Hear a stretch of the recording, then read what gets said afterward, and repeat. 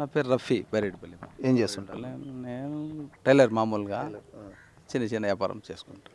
టైలర్స్కి ఇప్పుడు గవర్నమెంట్ డబ్బులు ఇస్తుంది కదా, వస్తున్నాయి మీకు? 10,000 వస్తాను. ఎట్లా ఉందన్నా పథకాలు ఎట్లా ఉన్నాయి? ఈ 5 ఏళ్ళు వైసీపీ రూలింగ్ ఎలా అనిపించింది మీకు? బాగుంది. అంటే ఎందువల్ల ఏం బాగుంది అంటారు? ప్రతి ఒక్కరికి ఏదో చేరుతా ఉంది. 10 రూపాయలు వస్తూ ఉన్నాయి కదా. ముందు అయితే ఎవరికి డబ్బులు లే, ఇప్పుడైతే ఏదో 10 రూపాయలు వాళ్ళ ప్రతి ఒక్కరికి లభ్యం ఉంది. కానీ కొంతమంది ధరలు పెరిగిపోయినాయి, రకరకాలు చెప్తున్నా, కరెంట్ ఛార్జీలు పెరిగిపోయినాయి అనేసి. 100 మనిషి ఉన్నాం మేము, 100 మనిషి ముందు ఉన్నాము. 1000 మనిషి నేను ఇంకా పెరగకపోతే ఏం చేసేది? అంతే కదా.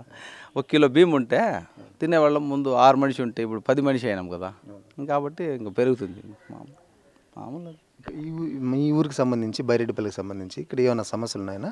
మీరు ఎమ్మెల్యేని కలుస్తుంటారు? ఎమ్మెల్యే ఉన్నారు ఇక్కడ, మాకు వీళ్ళు ఉన్నారు. జడ్పీ చైర్మన్ ముందు కృష్ణమూర్తి వాళ్ళు, ఇప్పుడు డిసిసి బ్యాంక్ చైర్మన్ వాళ్ళు ఎమ్మెల్యే అంత అక్కడ పోయి చెప్పుకునే అంత సమస్య రానిరు. ఇక్కడ ఉండేవాళ్ళు కృష్ణమూర్తి వాళ్ళు రానిరు. ఎందుకంటే ఇక్కడ ఉండే సమస్య వీళ్ళే పరిష్కరిస్తారు. పార్టీ బాగా బలోపేతం చేస్తారు. ఈసారి ఎవరో వచ్చినా సీఎం? జగన్మోహన్ రెడ్డి వస్తారు. మీ పేరునా? కాదర్ భాష. ఏం చేస్తుంటారు? రైతు పని సార్. ఎట్లా ఉంది రైతు పరిస్థితి ఈరోజు? బాగానే ఉంది సార్, మంచిదే చేస్తూ ఉన్నారు.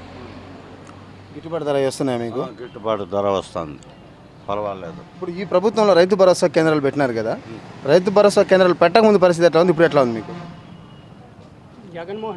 ఈయన వస్తానే సీఎం వస్తానే మంచిది, యా సీఎం లేదు సీఎం చేసినట్ల చెప్పిన మాట నెరవేర్చుకుంటూ ఉన్నారు. మాకు తెలిసి మా వయసులో అట్లా అంతే సార్, తెలిసింది మాకు. బాగానే చేస్తున్నారు. ఈసారి ఎవరో వచ్చు సీఎం? వీళ్ళే జగన్ సారే వస్తారు, తక్కువ మెజారిటీలో కూడా. కానీ ఈయనే మళ్ళా సీఎం, మళ్ళా గవర్నమెంట్ ఏందే వస్తుంది. Like and subscribe Eagle Media Works.